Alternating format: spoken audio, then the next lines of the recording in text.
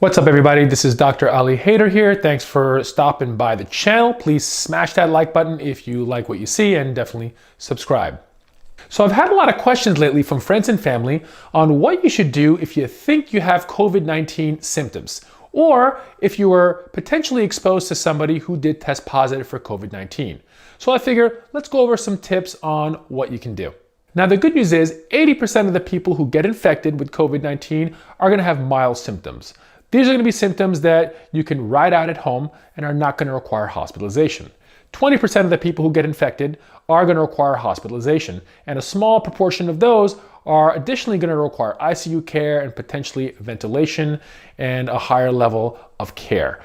Now again, it's true that most of the people who get really sick and die are older and people with other underlying disorders, but still important to remember that young people can still get very sick. Again, unlikely, but it definitely has been happening.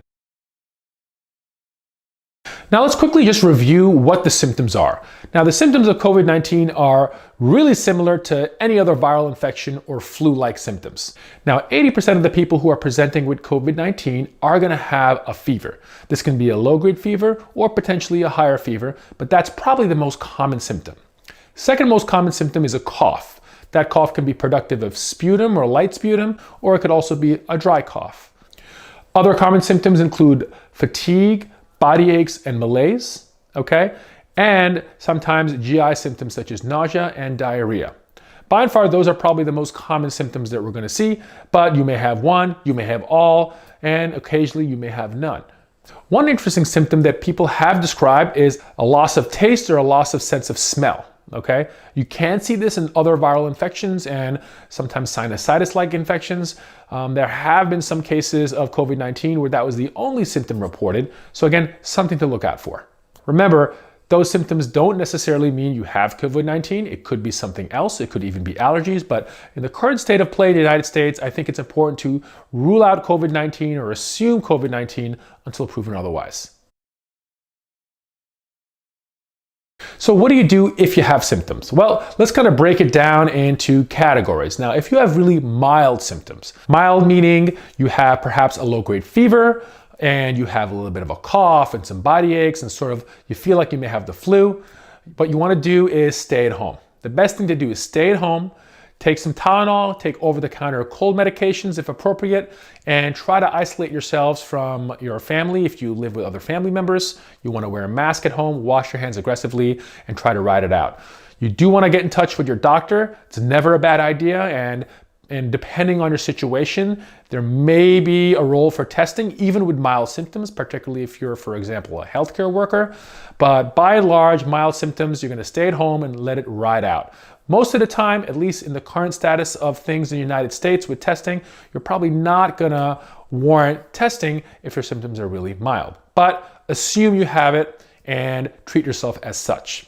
Now, if you have moderate symptoms, so maybe you have a higher grade fever for several days, your cough is a little bit worse, and maybe even you have a little bit of trouble breathing, definitely in this situation, you want to call your doctor. That may be a situation where you do want to get testing done, again, depending on the situation of your area. What you don't want to do is head straight for the emergency room or head straight for your doctor's office or an urgent care center. The reason is, number one, they're completely overwhelmed and crowded with a lot of COVID-19 positive patients. So if you don't have the infection, you're going to expose yourself potentially to people who do. All right. Not to mention there are going to be really long waits and things are in sort of a disarray here. So do not go anywhere without calling your physician if your symptoms are moderate. Now, if your symptoms are severe, meaning you've developed chest discomfort or shortness of breath and difficulty breathing, particularly if the breathing has gotten worse over a short period of time, such as over the course of 24 hours, that's a situation where you want to call 911 and play it safe. Now, EMS is overwhelmed in a lot of places, particularly in New York City. I think they had 7,000 calls on Thursday alone, which was, I think, a record for them.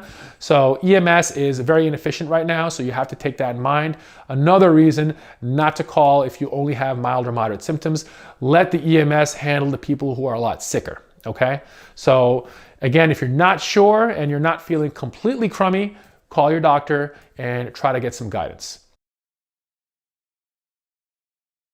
Now, if you don't have a doctor, what you can also do is Call your insurance company. There's a lot of teledoc services and telehealth services where you can get a physician on the line or even video chat, and they can help you figure out whether or not you may need to go see a doctor or you may need to get tested. So use those resources. You can also go online from your local town and city and try to find out where there may be availability to speak to a physician on the phone, because these services are popping up to let people stay home but still have access to a physician if they otherwise didn't have one. Now, if it's up to me, we would test everybody. Broad testing, kind of what South Korea did and what Singapore did. They tested people who were symptomatic and asymptomatic. That way they were able to isolate the patients who actually were COVID-19 positive, even the ones who didn't have symptoms. Because remember, there is a large chunk of people who have zero symptoms but could still spread the virus. Now, in the United States right now, we're still not up to par to be able to do that. Testing is still very limited. In certain areas, it's more widely available, okay? So what you want to do is definitely find out what the status of testing is in your town. You can go to your town's local website and get that information, or even call the town hall and try to find out what the status of testing is, if drive-through testing is available. Now there's drive-through testing that's been popping around, all right, and these may be avenues for yourself to get tested if you have mild or moderate symptoms. Now remember, these drive-through centers are appointment only, so don't just show up somewhere. Make sure you call first, and you can find that information online. It is important to note that even if you have mild or even moderate symptoms that's not going to require a hospitalization, testing is not necessarily going to change management. We don't have any approved medications for this, so it's just supportive care. The importance of testing is so you can more aggressively isolate yourself and potentially track back all the close encounters you've had to isolate those people. But it's not going to change your management unless you're hospitalized. The most important people to get tested are hospitalized patients and healthcare workers, so we can really pay attention to the sick people and the people who are taking care of these sick people. Now, what if you were exposed to somebody who turns out they were COVID-19 positive? So you're hanging out with some family or friends, which you probably shouldn't be doing anyway right now, but you find out that they tested positive for COVID-19. Now, it's also important to note that transmission is generally with close contact for prolonged periods of times. So if you walk by somebody on the street, chances are you're not going to get this virus. But if you were in the same room with somebody for an hour or two and potentially touched the same surfaces and had some close contact, that may be a situation where your risk is a little bit higher. So if you had close contact with somebody who was COVID-19 positive, what you want to do is firstly quarantine yourself at home, okay? Self-isolate, wear a mask if you're living with other people, and monitor for symptoms, okay? We generally recommend a 14-day quarantine, and that's because of the incubation period of the virus. The incubation period is the time it takes from acquiring exposure to the virus to the point where you're going to develop symptoms.